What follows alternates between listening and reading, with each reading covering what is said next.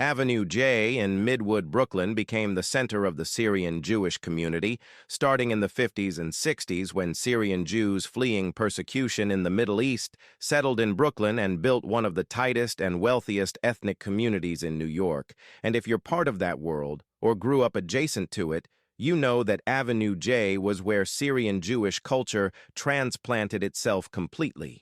With kosher restaurants and synagogues and businesses run by Syrian families who spoke Arabic at home and maintained traditions that went back centuries.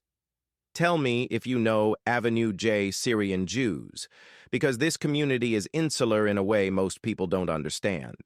The Syrian Jews came mostly from Aleppo and Damascus, leaving Syria in waves after anti-Jewish violence in the 40s, and especially after the creation of Israel made life impossible for Jews in Arab countries. And they chose Brooklyn, specifically Midwood and Ocean Parkway, because they could build a community close, enough to maintain their culture but far enough from Manhattan to afford property. Avenue J between Ocean Parkway and Coney Island Avenue became the commercial strip, kosher Middle Eastern restaurants serving Syrian Jewish food that's different from Ashkenazi Jewish food, places making kibbeh and sambusak and ful and ma'amul, and the whole avenue functioned as a Syrian Jewish ecosystem where you could live entirely within the community if you wanted.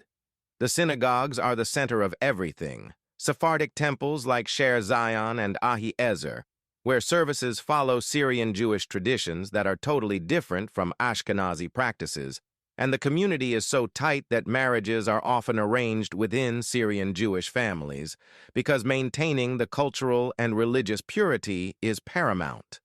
The wealth is significant. Syrian Jewish families built successful businesses in real estate and retail and import-export. And Midwood became one of the wealthiest Jewish neighborhoods in Brooklyn, with huge houses and expensive cars, and a level of prosperity that came from community networks and business acumen. The language at home is often Arabic mixed with Hebrew and English, and older generations still speak Judeo-Arabic dialects from Aleppo, and that linguistic connection to Syria persists, even though most Syrian Jews haven't been to Syria in generations.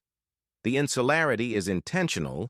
The community prefers to marry within itself, send kids to Syrian Jewish schools, do business with other Syrian Jews, and that tight network creates both strength and exclusivity that outsiders find hard to penetrate. The kosher restaurants on Avenue J served the community, but also became destinations, places,